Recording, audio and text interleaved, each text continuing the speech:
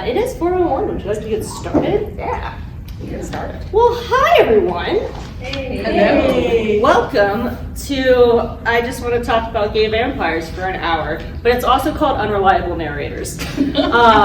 My name is Hope Molinax. I am what do I do? I'm an entertainment journalist. I'm here this weekend for the Geeky Waffle Hope. Thank you for coming. I do have to say up front, this panel is being recorded. So if you have any hang-ups about possibly hearing your voice on a YouTube, just be aware that it's being recorded. I would say I'm more of a casual fan of both the ACD, Arthur Conan Doyle and Sherlock, and also with Interviewing the Vampires. I'm jumping into the Anne Rice world, but I adore the show, and I have a lot of feelings about Daniel Malloy. And him and Armand and their faces touching. So that is where I am, and that is who I am. Hello. Thanks. Who are you? I'm Maegan. We've been friends for 20 years. God, have we? Yes, Jesus. over 20 years actually. Wow, happy anniversary. And I'm a pretty hardcore Anne Rice Vampire Chronicles fan. I've become more of a fan of Sherlock since I've been coming to Maegan, but I read a lot of Sherlock Holmes books in college.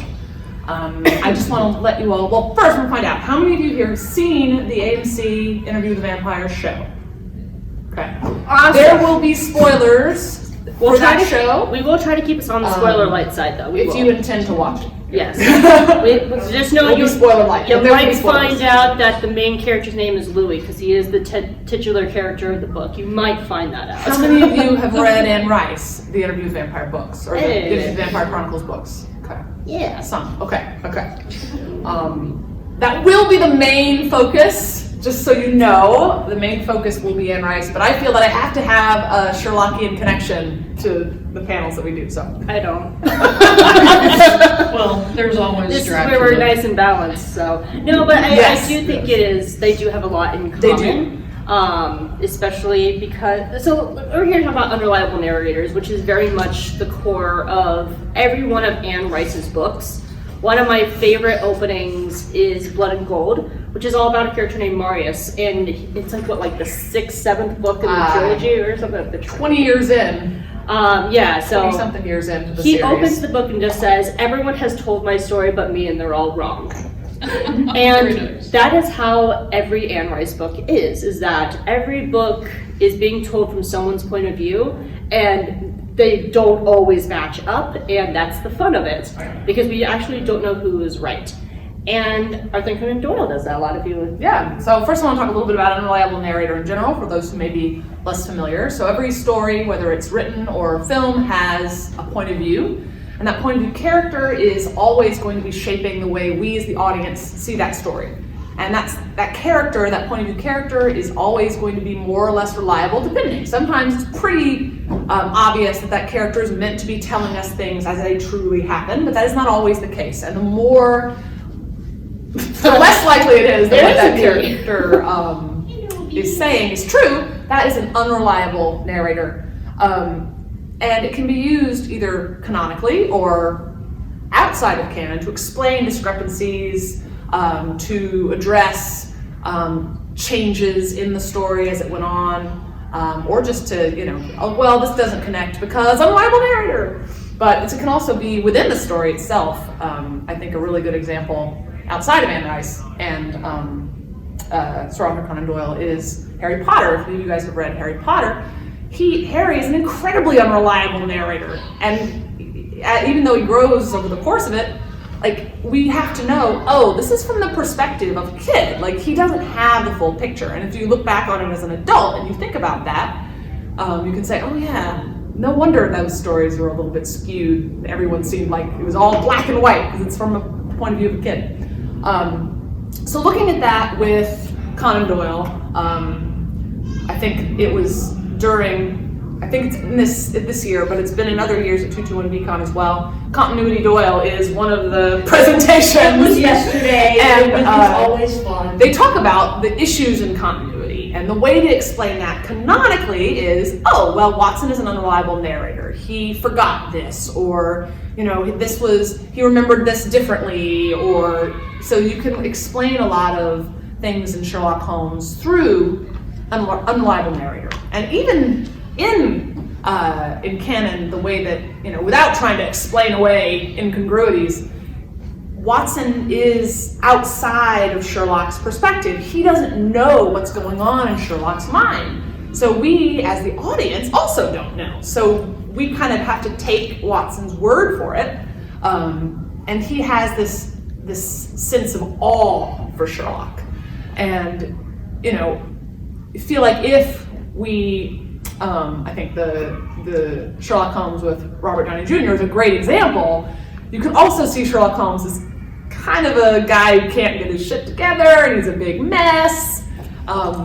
So there's lots of different ways to look at the character of Sherlock, but we get in the books, in the original books anyway, this, he's amazing, he's brilliant, it's wonderful, but that may not necessarily be true. Yeah. I mean, in the books, he's also pretty clear on also he's a mess. Yes. And the But place he's is a our mess, mess. and he shoots the wall, and you don't know what's in the butter dish, and you don't want to know. Yes, And it's true, yeah. So It's funny. he does admire him greatly, but also he is a mess. Yeah, I think it's in Study in Scarlet, he's like listing the things that Sherlock knows about and the things he doesn't know about. And he's like, he doesn't know anything about basic astronomy? What? Like, it's very silly. So, Anne Rice is very much like that in a lot of ways too. Especially as she kind of goes through phases throughout her writing, because her first book was like the 70s and the last one came out with like 2014 or something. Something like that, 2012, 2013. Something like that. So there's a lot of change for her over that time, and she is constantly making up new characters, especially in the back half. And abandoning previously well-loved characters. One of my favorite, actually. Like Daniel. Yeah, I love, there's a character named Daniel Malloy, and in the original Interview with the Vampire book, he's the one that's doing the interview with Louis. And later in the book, later in the book series, I should say, she just flat out misspells his last name. His name changes throughout the series. Multiple times, Yes. and so it's a running joke that she'll be like, I love all my babies, Louis and Lestat. Donald? Because that happens, and a lot of the context around Anne Rice's stories also changes, especially as she introduces these characters. You have something like Queen of the Damned, and you hear about the first vampires being like Akasha and Cayman. And then in Prince Lestat, she just introduced their son Seth out of the blue, and he's just there for one chapter. I really don't think he's ever mentioned before in the new books. Yeah. He's just there to be there with his science boyfriend, and they're cute. I ship them so much.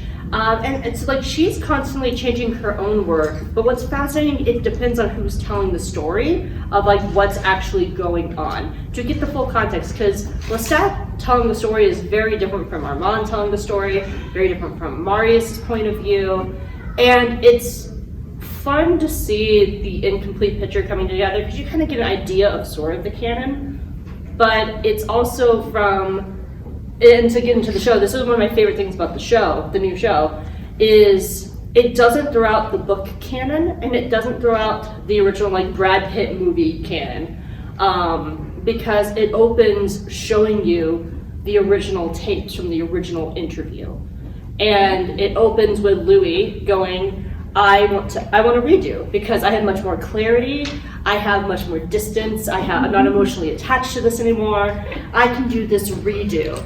But it never throws out the original books or movies. So.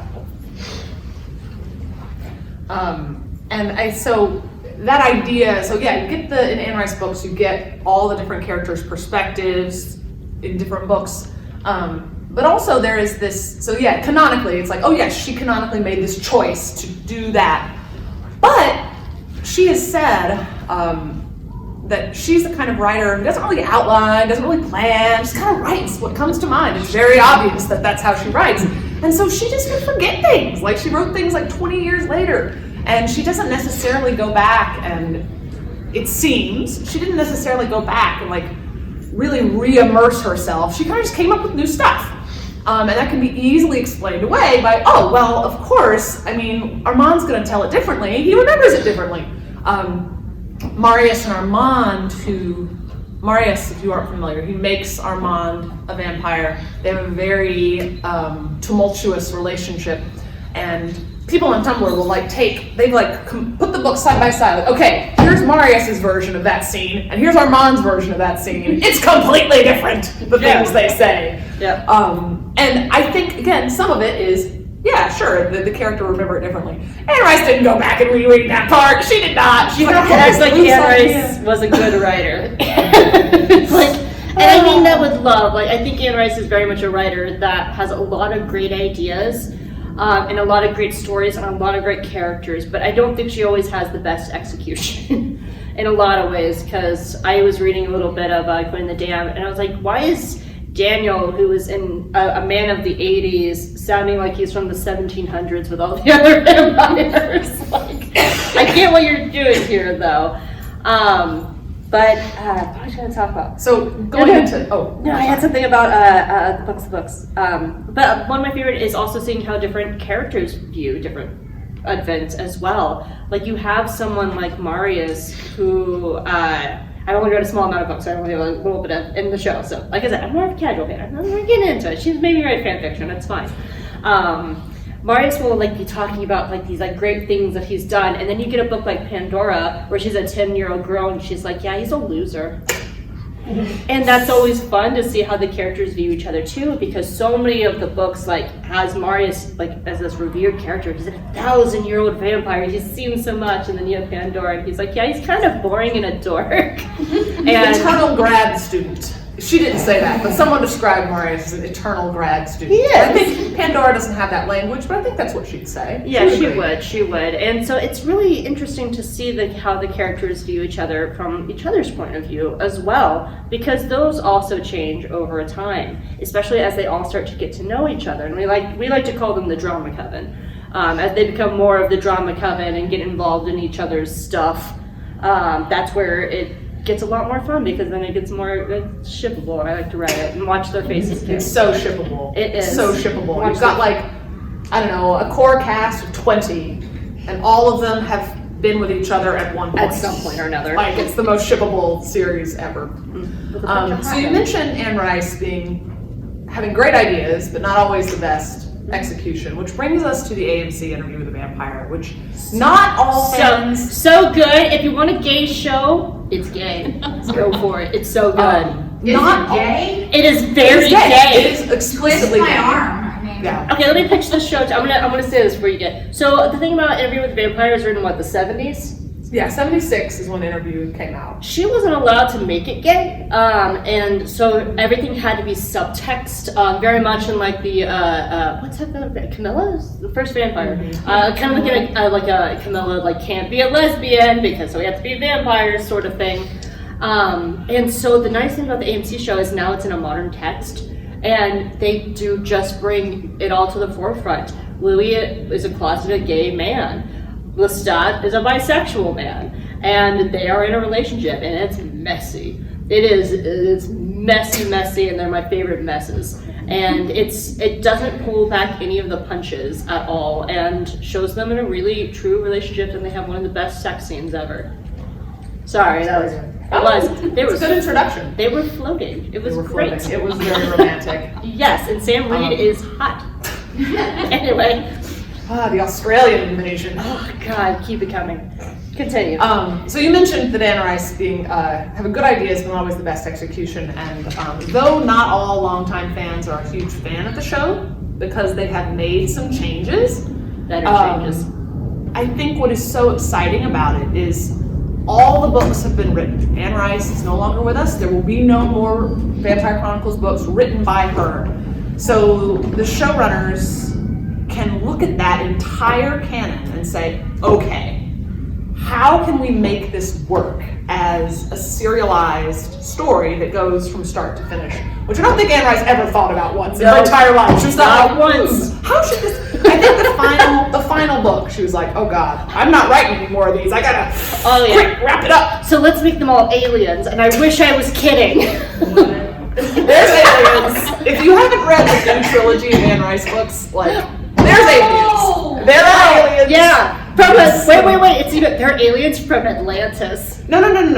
There's aliens and there's Atlantis. Oh, I'm it's sorry. separate. It's separate. I'm sorry. Kind of like midichlorians, but it sounds worse. Yes. Yeah, but midichlorians actually make sense. This is true. It was just stupid. No, midichlorians make sense in the way of just like this is showing how corrupt the Jedi Order has become. Yeah. It actually makes sense like in a symbolic way of showing their downfall and their corruption and their lack of faith that they're now relying on science.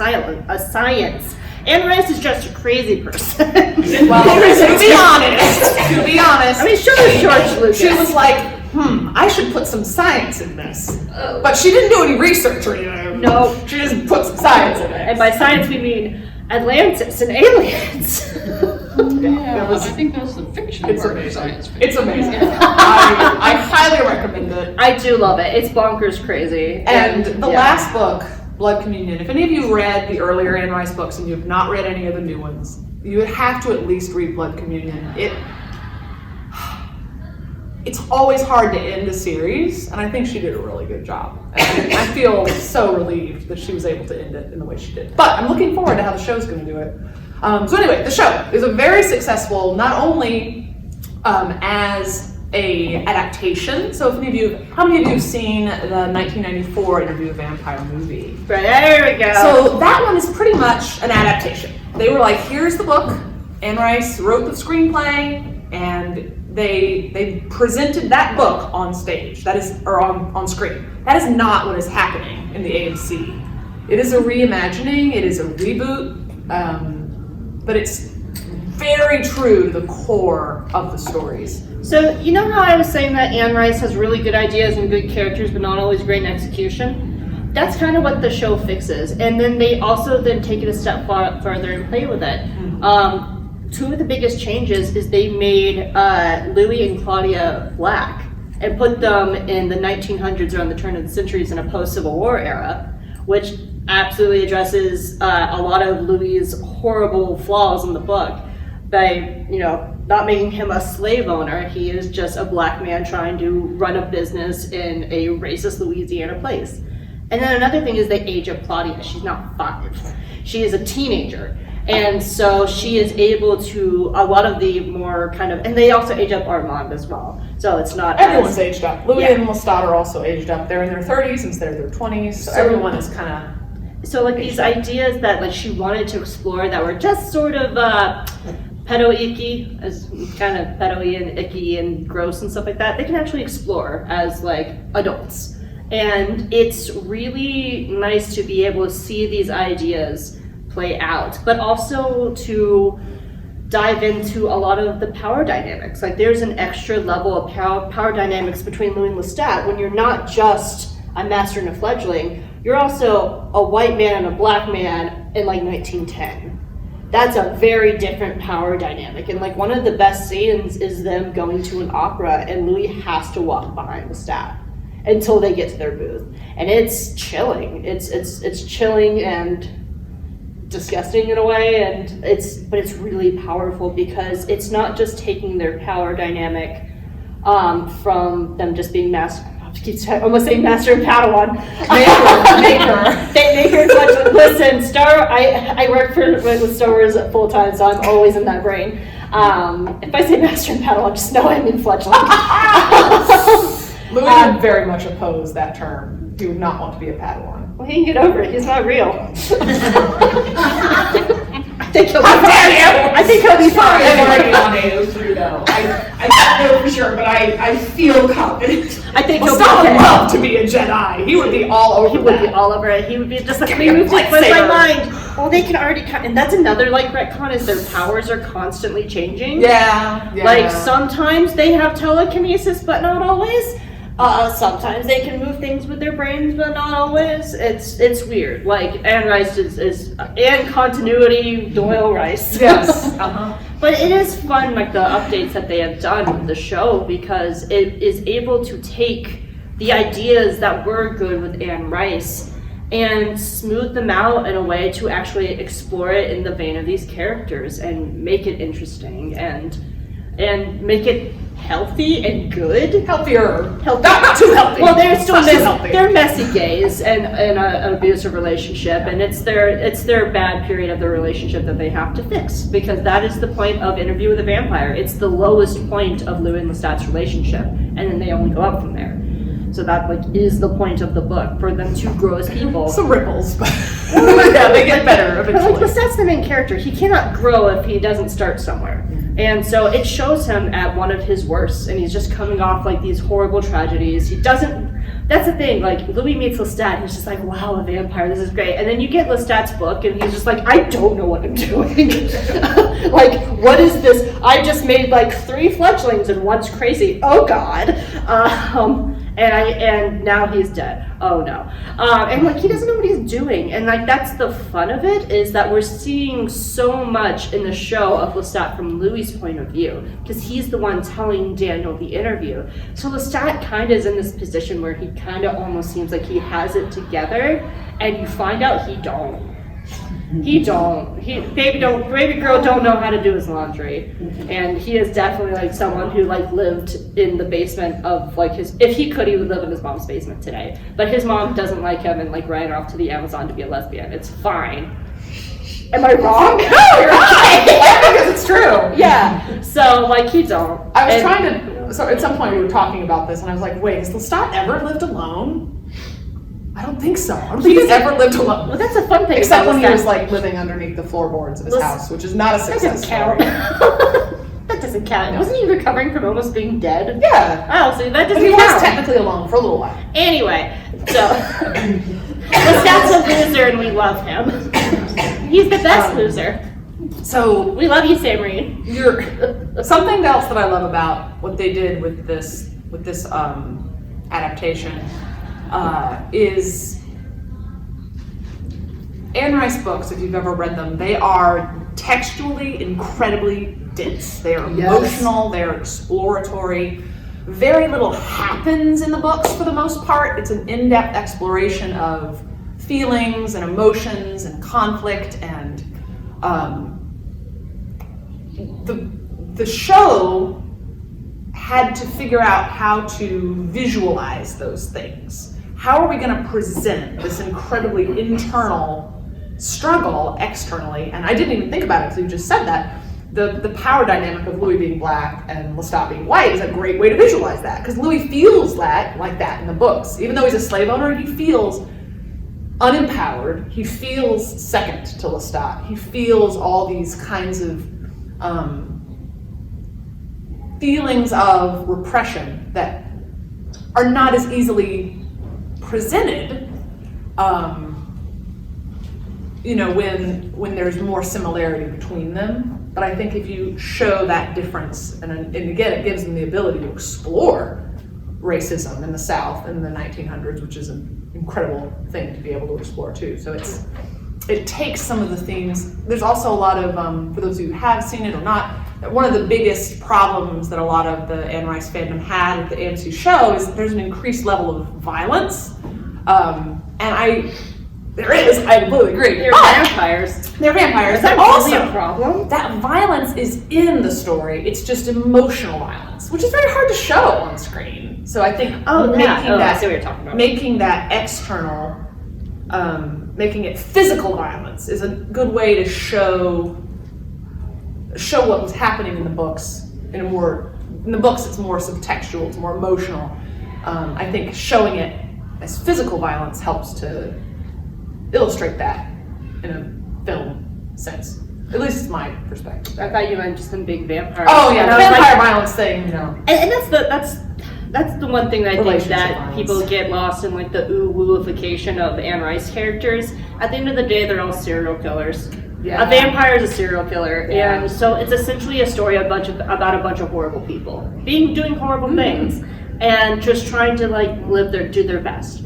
And that's why when I see some characters get more hate more than others, at the end of the day, they're all serial killers. That's what a vampire is. Yeah. But something that the show also does so fascinating that the books don't do is there's a couple episodes from Claudia's point of view as they go through her diaries. And so even then, it changes to where you see, so much of the show is like Louis telling a story, and then they have a couple episodes where it's Daniel reading Claudia's. So it's her point of view of how she sees these two men raising her, her two dads, and like watching their relationship be built up and like seeing them as a happy couple. And then as she is getting older, because she's not a teenager anymore, because she looks like a teenager, but her brain's like 30 something. Yeah. Like her brain's a 30 something year old, and she's watching her parents essentially get divorced and fall apart, and like she understands that, and her dads are still trying to treat her like a little girl, and she's like, I'm 36. He can't treat me like a little girl. And I do think that's something fascinating that they do, because that's not in the books. We don't get Claudia's point of view at all. And seeing her trying to escape this as well, and trying to figure out her place in the world. And one of the taglines for season 2 actually is "Memory is a monster." That is the tagline of season 2. And they're just flat out promoting it. Hey, this is Unreliable Narrators, the series. Enjoy, because we're gonna get other point of views like Armand. Armand has now entered the fray, and he has things to say too. And he's a fascinating character because everybody knows him from different points. And I hope we get stuff from his point of view as well, because he has history with every major character in the room. And he is my little gremlin goblin. I love him. And he explicitly uses mind control. So Yes. there's some unreliable narrator stuff. That is also something that's really fascinating that I don't think we get as much in Sherlock. Please correct me as, again, casual Mind fan. control? No. I was right. We don't. I was going to say manipulation. Oh. But you beat me to it. Yes, the mind control. Did you know, like, the time that Sherlock Holmes teamed up with Houdini? I'm sure it's out there. Is that a real thing? No. But in Sherlock. Also, it's in the dealer's room right now. Sherlock Holmes and Harry Houdini team. Heck yeah! I was totally kidding. That's the fun of things being in like public domain, man. I love public domain. I think it's just so neat that we can have stories like that, and I can't wait for like Henry's books to be that when we're like 150. It's gonna be great. But in Sherlock, the BBC Sherlock, there is that mind control stuff going on with Eros and stuff. Like they're in this weird thing. So it actually does happen. There is mind control. Oh, I forgot about season 3. 4. Oh, I forgot. I also forgot about season 4. Yeah, so that's happened. There was 4 seasons of Sherlock, wasn't there? Yeah, the 4th one was weird. No. God, it No, there sucked. weren't. God, it sucked. Wow. Anyway, so I think what is really interesting also about the show is they're making that part that was subtextual, the unreliable narrator aspect of Anne Rice's novels, and they're making that text. Like, they are addressing it right up front. Daniel is now 70, and he's like, Louis, you lied to me. That was all made up. This is bullshit. Come on, tell me the truth. And Louis is like, I may have, I'm telling it the way I remember it. Can't I have my, what does he call it? Can't I have my Odyssey of recollection? So they're talking about how Louis is intentionally telling a story that is different from the first time. And how memory can change, and the way we remember things can change. And so they're very intentionally dealing with that unreliable narrator aspect, which is very exciting because yes, we got Armand. We know we're gonna get Lestat eventually, and I can't wait to see what he has to say about all this. But maybe we should pause. It's 4:30. Yes. So we've talked about how they changed the racial dynamics between Lestat and Louis, but we're here to talk about queer vampires. Hell yeah! So I want to get your opinion on how they changed the queer dynamics between Lestat and Louis, because that's what I found really fascinating. Because there's especially that episode where, like, Lestat's been off getting his strange, and Louis is still coming to terms with accepting the fact that he is a gay man. Because he doesn't start, for those of you that haven't seen the show, he doesn't start accepting the fact that he is a gay man until after he changes into a vampire. And then he's like, okay, I can accept now that this is my sexuality. I like men. And that will be possible for me in this lifetime. I don't have to marry a woman, I don't have to have children, I don't have to do that thing. But there's one episode where he like meets up with a guy he knew before he changed, and he goes off into the swamp and he gets in some strange. And Lestat finds out about it, and Lestat's all like, how dare you cheat on me, you absolute bastard. And Louis goes, okay, you literally sleep with anything that walks past. If they breathe, you fuck. And Lestat's main thing is, but those are women, that doesn't count. You had sex with a man. Louis Lestat is actually, I would say, canonically very sexist against women. Well, yeah, he really is, but he's also this kind of pansexual, if you want to call it that, like, it walks past me, I'm willing to do whatever with it. Yes. But his problem with Louis is that Louis only has sex with men, that's where his sexuality lies. And to him, he's in a male-male relationship with Louis, and knowing that that's like Louis only has sex with men, Lestat is very much like, no, you went and got strange with another man, and that to me is cheating, because I know you are romantically into men, and that should only be me. So, two things I have on that. I'm going to address the most recent one first. That I think it's a good show of their power dynamic, because Lestat sees Louis as a possession. Like, you're my fledgling, I own you. I made you, I saved you, and I gave you this power. And which is even more icky with Louis being a black man. Yeah. So, and it helps show that possession, and I think that's fascinating. And it's very uncomfortable at times, and it should be.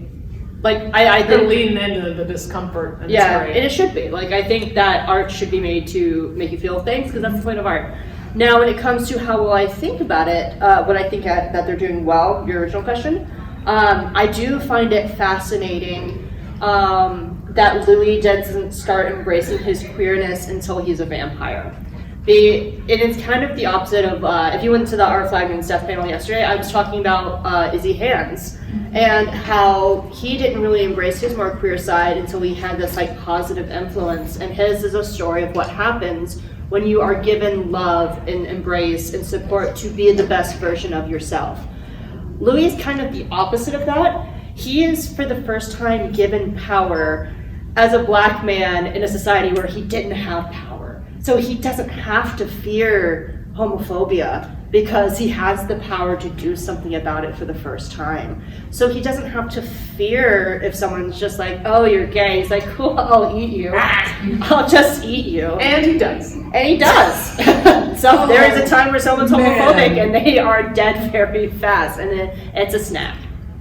Louis is a snack, and then there's a snack. There's a two snack. But I do think that's a very fascinating thing about like what happens when you have the safety of being yourself, but it's almost in a scary negative way, because he has it's a literal horror show. It's a dark comedy. I will say the show is very funny. It's very funny in a dark comedy way. It's both a horror show and a rom-com mixed into like a messed up gay mess. But I do think that's something that they do really well, is seeing him explore it in the safety of his own power, when in a time where he would normally not have power. And I do think that is very fascinating, versus someone like Lestat, who always has that power because of who he is. And so I hope when we do get more into it, we get to see Lestat in the books has this ex named Nikki. And they're kind of like, they're kind of. I was just adjusting my bracelets. And so I saw you in the corner of my eye. Do this. Go on. And the thing about Nikki is that they're kind of in this time period where they can't be together. So it is kind of like closeted and stuff like that until Lestat has the power of being a vampire, and he has the ability to be open. So and that's what the original vampire story was with Camilla. It was a story about lesbians, and oh, they can't be, lesbians are monsters, and that's why vampire stories and monster stories have always been so clear coded. They That's why I love these stories so much, because they're drenched in being the other, being the queer person, being the BIPOC person. Like, it's being the other. And that's what these stories are. And so it's fascinating to me watching their queerness on screen being so textual, because in a way they're not the other, because they have all the power in the room. Mm-hmm. And it is a fascinating, monstrous exploration of that while watching them being their worst selves. And power is a huge part about, I would say, almost all the vampires. Once they become vampires in the Anne Rice universe, there is a power shift, there is a power struggle, people learning how to deal with that power that they have, what are they going to do with it. To the point about, like, Lestat's reaction there, I mean, that would have never happened in the original book, of course. I think that they're bringing in things that happened later, knowledge that they have about what will happen later, the relationship Louis and Lestat eventually have, and kind of trying to weave it all together to imagine how we can, instead of retconning, instead of something suddenly happening later on, how can we weave that in from the very beginning? And Lestat is a very controlling person. He craves love, but he does not know how to actually, like, keep people with him without just, forcing them. And I think that comes out more as the series goes on, and I think that conversation, I mean, it's one of my favorite lines. Louis' like, well, that means I can be with someone? Of course! Of course! Of course! Of course! Of course! He says of course like 4 times. It's amazing. It's great. And so I think Lestat wants to think that he can, but he can't actually, because as soon as there's any level of insecurity there, he cannot take it. And he snaps, literally snaps. Louis explains that guy, that I forgot the name of his friend, he explains that he is still alive. I don't know! I can't imagine Lestat let him live. I cannot imagine that he did. So it's possible Louis likes to think that his friend is still alive. I think maybe Lestat was like, yeah, he's totally fine. Yeah, I put him on like a luxury cruise to England, and both Louis is like, yeah, I totally He went believe to you. live on the farm. Yeah, he's upstate New York at a very nice farm with a bunch of other gay boys. Any other questions, thoughts? For those who just came in, we're talking currently about the AMC adaptation of Interview with the Vampire. So, just for the, yeah. First? We're gonna do you and then Sarah and then over there. So. I'm sorry to be slightly off topic, but How you were dare. mentioning Eurus doing the almost literal mind control, and yes, okay, but forgetting that, Sherlock is still, both in the canon and in BBC, he's kind of manipulative. Oh, yeah, absolutely. There's that whole Hound of the Baskervilles bit in the TV show. So, okay, no, he doesn't have literal mind control, but he has almost literal mind control. At least to Watson, because he knows him so well. Yes. And he does at times I mean, we see that in the use Hound of his the powers Baskerville. for, well, he's using them for good, but he's using them in a way that is perhaps unethical. Yeah, absolutely. I would agree with that. Like, one of the best scenes is, I love the episode Hound of the Baskervilles, the Baskerville episode of BBC Sherlock, and you have that entire scene with John in the cage and being scared out of his mind, and he's like, "What did you see? Nothing? Well, that's because I tricked you." I'm Sherlock Holmes and Benedict Cumberbatch. Let's laugh about it, but in canon there's the dying detective thing, which is a pretty nasty trick to play on somebody, especially when it's the second time you're faking your death on it. Listen, I just like imagining Sherlock Holmes as like a 90s anime character, like back of the hand to the mouth, just going, absolutely. Sarah, back. I wanted to ask, because there's so many wonderful stories about Anne Rice. I'm particularly fond of the one where she picked a fight with the guy who was building a restaurant on a used car lot. Yep. She killed Lestat, ? She killed somebody out there and she had a lot of feelings about it. So she picked a fight with the guy building the restaurant. Popeyes. So it was a Popeyes. I don't think it was a Popeyes. It was. I read about this. So this is in the time before social media. So you know how they had their argument? They would take out full-page ads in the newspaper to tear each other down. And it's like, oh my god. Anne Rice is waiting her whole life for Facebook. All that to ask, what is your favorite wonderful, wonderful Anne Rice story? Oh, Lord. I will say I am, like I said, I am more of a casual fan. I'm just kind of jumping in it because she was just like, here's your character type and Daniel Malloy, and now I have a fanfic about it. That's me. But I do love her battle with fanfiction.net, and that's actually a big reason why we have AO3. Like, that story is a big reason because she was trying to sue fanfic.net. At the Geeky Waffles where I work, we actually have an entire video about Anne Rice's history of fanfiction and like that lawsuit and everything. So go to the Geeky Waffle on YouTube, everybody. It's there. What was I saying? I think that one, because it's the reason why we have AO3 for us to write our fic that we are co-writing together, to have fun and do stuff, and I can write a lot about Star Wars characters' faces touching too.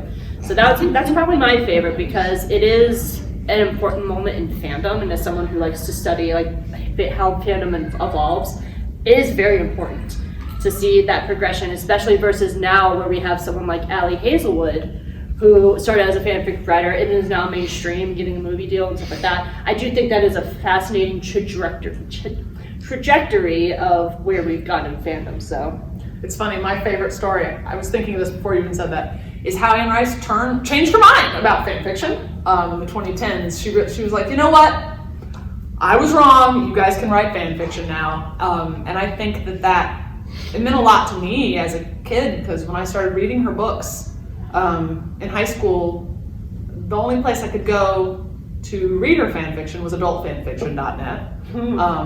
I forgot. And there was not much on there, so I didn't write it really. I didn't write fic because I knew that it was hard to publish. I knew that she was opposed to it, and I respected that because I really loved the books and I respected it. I was like, okay, I won't write it. And I mean, honestly, I did what she said. She's like, go write your own characters. And I did. I started my own vampire story. So, but I love that she changed her mind, because now on AO3, when I came back to the series, 20 years later, I was like, oh, there's thousands of Vampire Chronicles fics now. Oh my God. It was amazing. So that's my favorite. There was someone over here. Yeah. Forgive me if someone's already asked this question, but what do you think of with Louis sitting Daniel down going, okay, now this is the real story? Is maybe him coming to terms with being a domestic violence victim and suddenly learning over time, it's not my fault. I got the crap beat out of me constantly, and realizing, let me set the story straight. This is what really happened. I'm not going to try to protect his emotional outbursts. They weren't. It was violence. I'm going to try and address this as spoiler-free as possible. Okay. I do think that's a very valid reading. I think it's a complicated reading because of one thing, and that's because Armand's in the room. And I think what happens in season 2 will probably shed a lot of light on that, because like Louis has had 2 great relationships. It's Too great is in large, not. He's had 2 relationships. It's Lestat and Armand, and they're very pivotal to his story in completely different ways. And I do think, I have a personal headcanon that Louis probably wasn't the best to Armand, because he was still, and Armand was sort of a rebound to Lestat. And in the season 2 trailer, they kind of hinted towards that. There's a scene, I'm being very careful not saying who is Armand. Yeah, there's a person. There's a person named Armand. And there's a scene where Armand is just going like, oh, Lestat. Just to show that maybe there's a cycle brewing, because I do think cycles of abuse do happen. And you see these cycles of abuse turning slowly. And it kind of started with Stat in his world, and then it went to Louis, who's having to deal with a lot of his like racial things as well. And now it's starting to kind of look like, I say look like as someone who's seen the season, I'm going off a trailer. So it looks like, so in the trailer that they're kind of setting up that next cycle to Armand, but there's also Claudia, the daughter, being caught up in this as well. And she has her own issues with Lestat. She has her own issues with Louis. And there's a lot of stuff going down too. So I do think him coming out as a domestic violence person and trying to set the story straight. But what's fascinating about that is, is I think he's trying to tell a nice version of it because he keeps breaking down. And one of the there's a scene in season 1 where Daniel is trying to correct Louis of whether or not it was raining in a scene. And Louis just starts having a mental breakdown because he's realizing that his story that he's telling might not be the truth. And that it might have actually been worse. And it might have been a bad day, not the good day the good thing he was trying to spin. And he starts just kind of crumbling under the weight of whether or not it was raining. And so I do think Louis is trying to spin a nice story, but he is coming to terms with this is not a nice story. So I do think that's a very valid reading of it. I'm not an expert on domestic abuse. I am an expert on analyzing media. I would say that it's kind of the opposite. I don't think Louis has come to terms with being, I think if we look at the original book as the original interview, and this series is now the second one. If we look at the way Louis talks about Lestat, he will not acknowledge that they were in a relationship. He will not acknowledge that he was in love with him, even though he will say things like, I couldn't get him out of my mind. It's like, but boy, he lived rent free in there. What are you talking about? But I think that, and he expresses lots of, hatred toward Lestat, even though he may not. So if we were imagining that, yes, the violence that happened in the AMC show did take place in real life, Louis doesn't share that. I don't think he is capable of sharing that because he can't even acknowledge what has happened to him. Whereas now, Louis is looking back at it in the AMC show, and he's looking at it and he's like, okay, I'm gonna fix it. I'm gonna make it all work out. There's a scene, so you've seen all season 1? Yes. So at the end, when, this isn't a spoiler I think, because everyone's seen the 94 movie, when they kill Lestat, there's like this smash cut where you see in the way Louis tells it, he like elegantly slits Lestat's throat, but then there's like a smash cut of him like ah! And it's like, I think he's trying to make it wrap up into a nice bow. Like, even though, yes, there was all this violence, but we got back together again and it was okay. Actually, so I think he's actually in a worse place in some ways. It's been a hot minute since I've seen season 1. I think all the actual physical violence is in the episodes from Claudia's point of view. I don't think they're from Louis' point of view. I don't remember. It's been a hot minute since I've seen season 1. Their fight is in Claudia's POV, but I think Lestat's death is in Louis'. Well, you can see it. We're talking about Unreliable Narrators. Yes. And like we're talking about this. Yes, that's how he became a vampire. They all die. Yes. Okay. Can we try without? Well, so does anyone care about spoilers? Raise your hand if you care about spoilers for the AMC show. Okay. Oh, yes, you do. We will not then. That's fine. Well, I can leave. No, please. No, it's fine.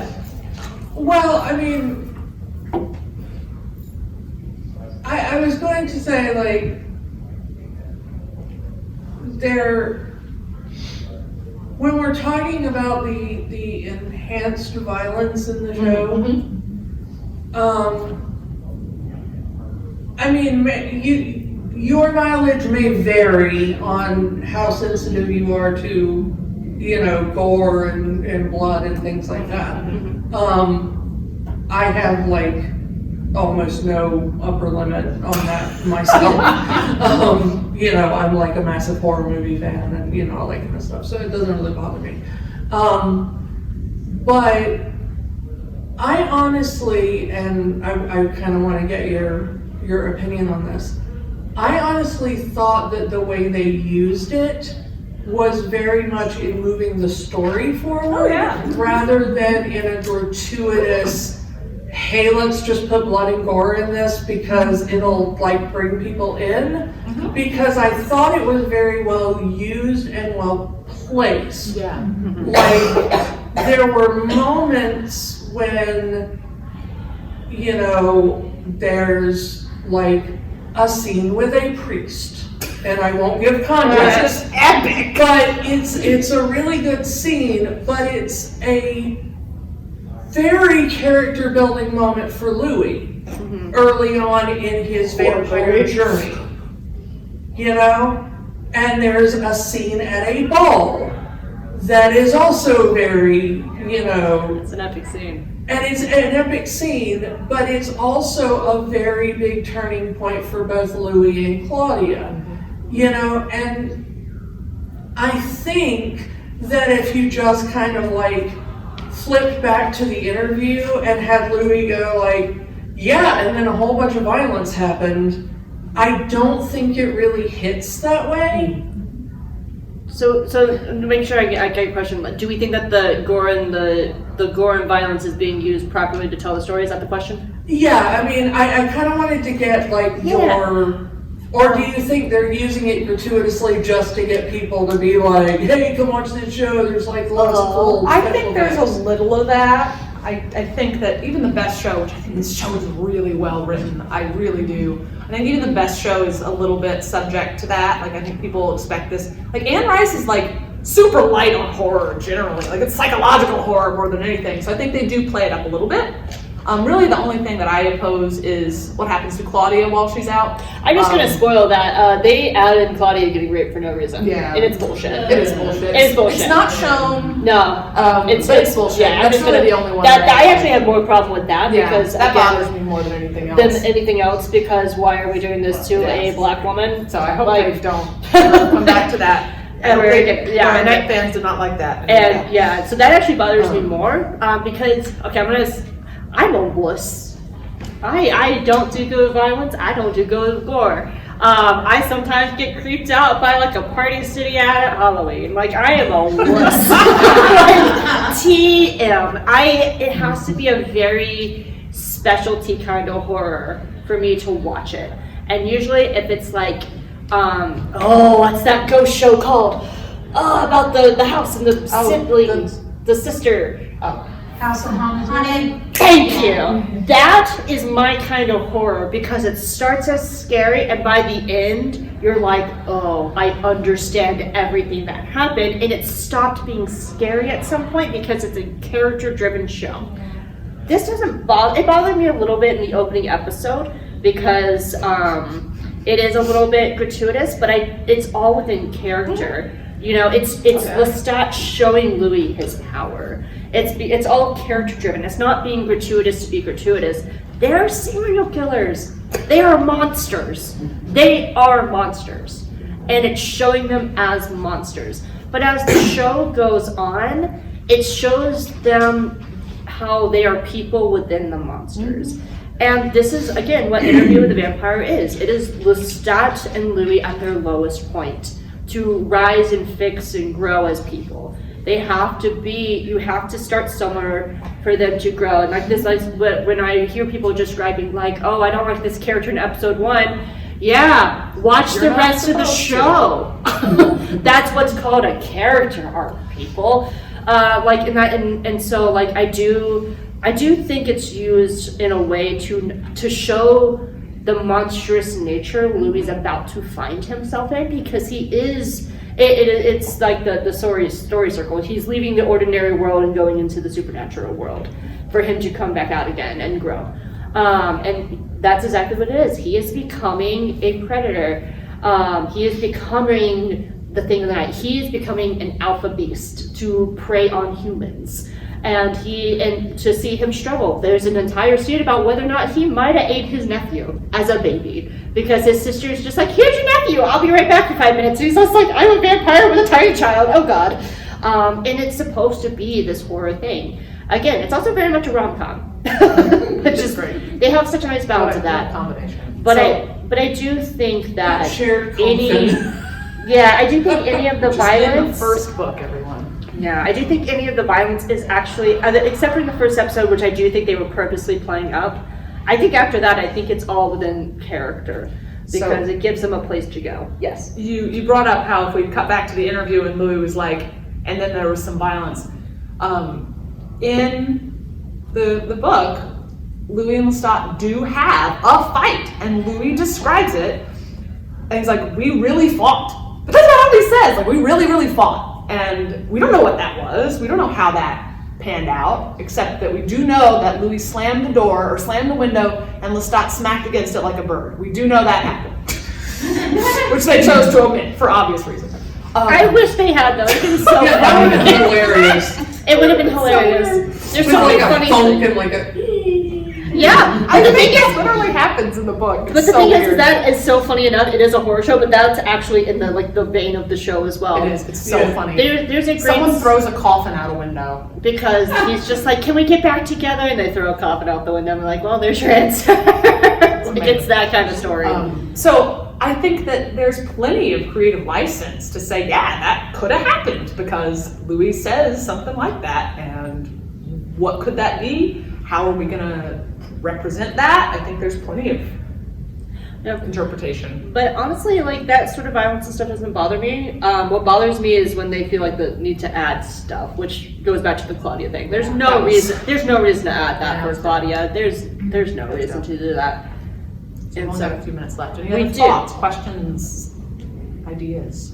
Concerns. Favorite fans. So.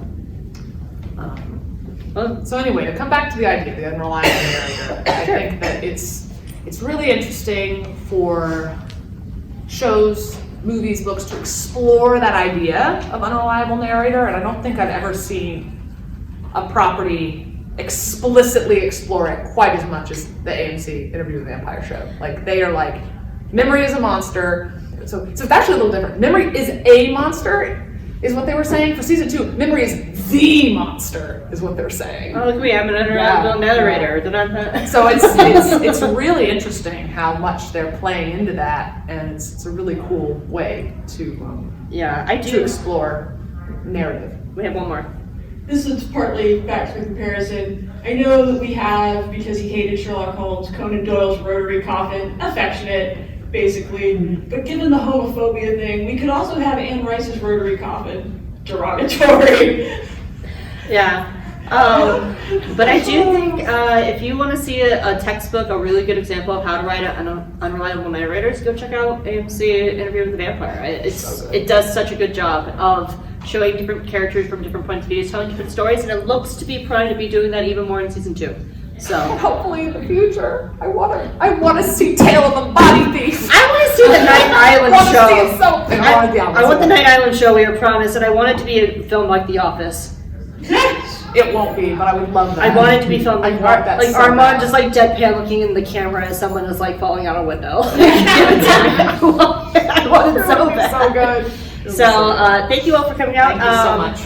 I hope you enjoyed it. Thank you. If you want to see me play with a bunch of gays in a tabletop show, I did that. If you want to see Star Wars tabletop, thank you. I am part of a tabletop podcast called For Light and Dice. I do that, and I'm also part of the Geeky Waffle, which you can actually see this video very, very soon. So an Anne Rice tabletop would be amazing. I don't even know how you would write that, but that would be hilarious. It would probably just be Vampire the Masquerade, but with Anne Rice characters. So anyway, I don't know. I've never played it. Was but role playing Anne Rice's fight against fan fiction. Roll send a cease and desist. and I could actually say this. You can also read our fanfic that we are writing together. that's true. We are co-writing Roommates with a Vampire. It's called Roommates with a Vampire on AO3, and you're Calypson. I'm Chaos Lydia, and we write fanfic. And you can see us too. She does it more. I broke through writing jobs. I barely have brain power. AU, what if, in order to protect Daniel after their interview, Louis like, well, you gotta stay here. I can't let our mom get to you. You're gonna die. So Come stay with Daniel me." becomes the human bicycle that everybody wants to ride. That's the story. Roommates with a Vampire. Thank you. Yep. So thank you all for coming. Appreciate Thank you so it. much.